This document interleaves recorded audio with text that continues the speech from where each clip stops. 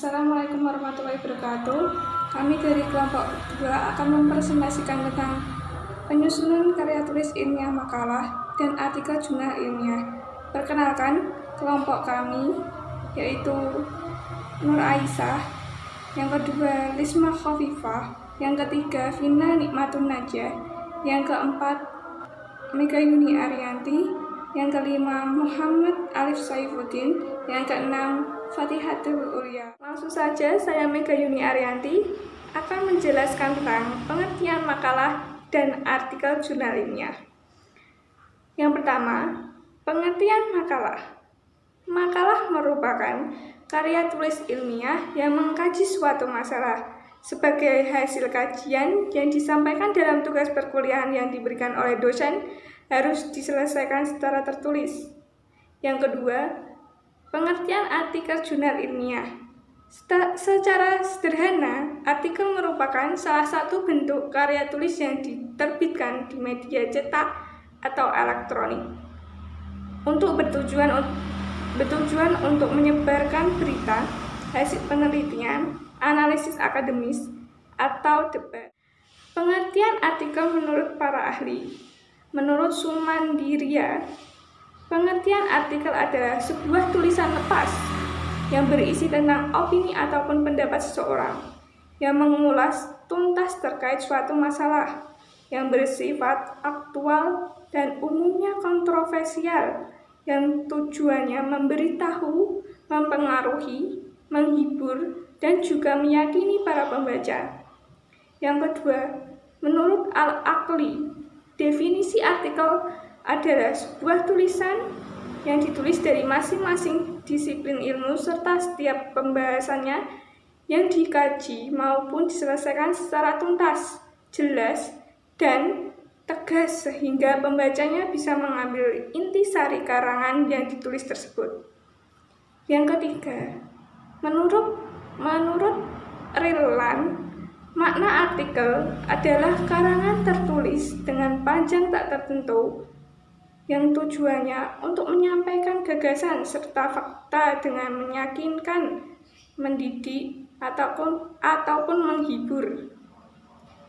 Yang keempat, menurut Andi, artikel merupakan karya tulis lengkap, kemudian tulisan non-fiksi maupun karangan tertulis yang memiliki panjang tak tertentu. Nah, selanjutnya yaitu perbedaan makalah dan artikel jurnal ilmiah. Nah, pada artikel jurnal ilmiah yaitu artikel ditulis berdasarkan pandangan penulis atau view. Lalu artikel merupakan karya intelektual, karya yang sangat bagus ya. Lalu artikel berisi ungkapan masalah dan memberikan problem solving. Nah, sebuah artikel itu harus memberikan penyelesaian masalah dan ungkapan masalahnya lalu diselesaikan di artikel itu sendiri. Lalu isinya singkat, padat dan tuntas. Lalu artikel harus merupakan gagasan baru. Jadi artikel harus merupakan ide baru. Lalu bahasanya sederhana, jelas, hidup, menarik, segar, populer, dan komunikatif supaya pembaca mudah untuk memahaminya. Lalu artikel merupakan buah pikiran yang original alias asli. Jadi artikel itu asli pemikiran dari penulis tersebut. Lalu menyangkut kepentingan publik dan nama penulis harus dicantumkan. Nah, jadi kalau artikel yang opini itu nama penulisnya dicantumkan di bawah judul, sedangkan artikel yang non opini nama penulisnya disimpan di akhir tulisan artikel. Lalu sedangkan makalah yaitu data yang digunakan mempunyai validitas yang tinggi dan analisis serta interpretasi haruslah objektif. Nah, lalu makalah harus mampu menunjukkan kejujuran ilmiah penulis. Jadi makalah itu harus ada referensinya. Nah, salah satu referensinya yaitu dari artikel. Nah, kemudian makalah harus menggunakan bahasa yang jelas, singkat, sederhana, dan teliti supaya penulis juga mudah untuk memahami. Makalah harus sistematis dan utuh. Jadi penulisan makalah itu ya harus sistematis, urut ya. Mulai dari bab 1 pendahuluan, lalu dalam pendahuluan itu ada latar belakang, rumusan masalah, tujuannya. Lalu kemudian bab 2 pembahasan, dan yang ketiga yaitu penutup. Penutup yaitu ada kesimpulan dan saran. Lalu daftar pustaka. Dan selanjutnya yaitu tujuan penulisan makalah dan jurnal ilmiah. Ada 4 tujuan penulisan makalah. Yang pertama yaitu menambah wawasan, sumber bahan, dan sumber bahan penulisan untuk pembacanya. Yang kedua yaitu untuk mempelajari bagaimana penelitian itu dilakukan. Yang ketiga yaitu sebagai hasil tulisan untuk memenuhi tugas yang diberikan untuk suatu program studi tertentu. Yang keempat yaitu sarana pencerahan masalah dari sebuah penelitian tersebut. Tujuan penulisan jurnal ilmiah yaitu untuk menciptakan kompetensi penulisan makalah. Syarat penulisan makalah yang baik harus memenuhi syarat. Yang pertama, cermat. Maksudnya, penulis harus memperhatikan atau teliti memecahkan suatu masalah agar pembaca memahami isi makalah tersebut. Yang kedua, tepat waktu. Maksudnya, penulis menyelesaikan tugas dan mempunyai standar tinggi terhadap efektivitas dan efisiensi waktu dan ketepatan sesuai dengan standar pengerjaan. Yang ketiga, memadai. Maksudnya, makalah berisi informasi yang memadai dalam volume dan lengkap mengenai berbagai segi cakupan. Yang keempat, sederhana. Maksudnya, menggunakan bahasa yang mudah dimengerti dan sistematika yang sederhana dan jelas. Yang terakhir, jelas. Maksudnya harus mampu menyajikan fakta dengan bahasa ejaan yang disempurnakan, yang jelas, gaya yang tepat, agar pembaca cepat memahami isi makalah tersebut. Dan selanjutnya yaitu syarat-syarat penulisan artikel jurnal ilmiah. Ada 5 syarat yang harus dipenuhi oleh penulis artikel jurnal ilmiah. Yang pertama yaitu teknikal. Teknikal sendiri mempunyai arti seorang penulis artikel harus mampu mengoperasikan peralatan kerjanya seperti mesin ketik, komputer, laptop, dan dapat mengirimkan pekerjaannya melalui email. Yang kedua yaitu mental. Mental itu sendiri, jika kita seorang penulis artikel, kita harus memiliki mental yang sangat kuat, jiwa yang tegar, tekad yang bulat, kemampuan yang kuat, dan tak bosan untuk terus belajar dengan sikap yang pantang menyerah. Yang ketiga yaitu senang membaca atau reading habit. Untuk menjadi seorang penulis yang baik, kita harus menjadi pembaca yang baik pula. Seperti kita harus mencari informasi melalui membaca artikel, jurnal, dan lain-lain. Yang keempat yaitu intelektual. Seorang penulis artikel harus memiliki kemampuan berpikir kritis, logis, cermat, bervisi akademis, sistematis, serta analitis. dengan didukung oleh referensi yang relevan, terus aktual, dan representatifnya. Yang kelima yaitu sosial kultur, yang mempunyai arti seorang penulis penting melakukan kontak sosial dan mampu beradaptasi terhadap lingkungan sosialnya, baik melalui komunikasi secara langsung maupun komunikasi tidak langsung, sehingga mampu beradaptasi, supel dalam bergaul, dan senantiasa memiliki respek sosial yang kuat dalam upaya menambahkan ilmu pengetahuan. Selanjutnya, sistematika penulisan makalah dan artikel jurnal ilmiah. Dalam makalah terdapat 3 bagian. Yang pertama, bagian awal, bagian inti, dan bagian akhir. Dalam bagian awal terdiri dari halaman sampul, daftar isi, daftar tabel, dan gambar jika ada. Dalam halaman sampul memuat judul makalah, keperluan atau maksud penulisannya makalah, nama penulis, tempat, serta waktu penulisan makalah. Keperluan atau maksud dalam penulisan makalah yaitu, misal saja, setelah judul itu terdapat tulisan guna memenuhi tugas mata kuliah penulisan karya tulis ilmiah, dosen, bla bla bla.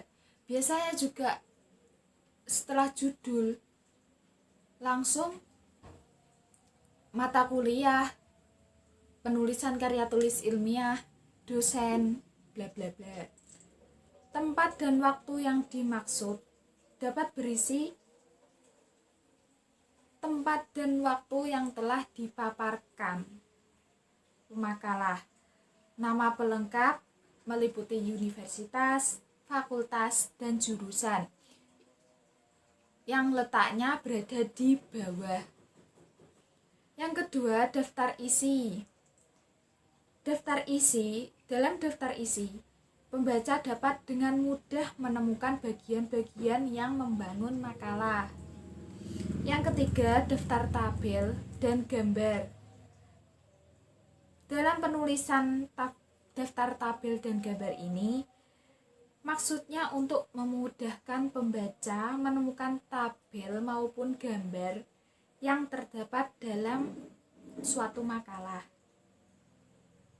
yang dilakukan dengan cara mengidentifikasi tabel dan gambar berupa nomor dan nama yang ditulis secara lengkap. Terus bagian inti. Dalam bagian inti itu ada 3 unsur pokok. Yang pertama, pendahuluan. Yang kedua, teks utama. Dan yang ketiga, penutup. Yang pertama, pendahuluan. Dalam bagian pendahuluan ini berisi penjelasan tentang latar belakang penulisan makalah, masalah atau topik bahasan beserta batasannya, dan tujuan penulisan makalah. Cuma yang sering kita jumpai dalam makalah, dalam bab pertama itu terdapat latar belakang, rumusan masalah, tujuan masalah, dan manfaat masalah. Cuma yang sering tonjol yang pertama latar belakang, rumusan masalah, dan tujuan masalah. Yang kedua, teks utama. Dalam bagian teks utama, makalah berisi pembahasan topik-topik dari rumusan masalah. Yang ketiga, penutup. Bagian penutup berisi simpulan atau rangkuman pembahasan dan saran-saran jika memang dipaparkan. Saran, kritik, saran berada di bab 3. Bagian akhir. Dalam bagian akhir berisi daftar rujukan atau biasa disebut daftar pustaka dan lampiran-lampiran jika diperlukan. Cuma yang sering kita jumpai itu bagian akhir itu terdapat daftar pustaka saja. Yang dimaksud daftar pustaka atau daftar rujukan berisi semua bahan yang dirujuk dalam teks makalah dan cara penulisannya. Yang kedua, lampiran. Bagian lampiran ini berisi hal-hal yang bersifat pelengkap yang dimanfaatkan oleh proses penulisan makalah.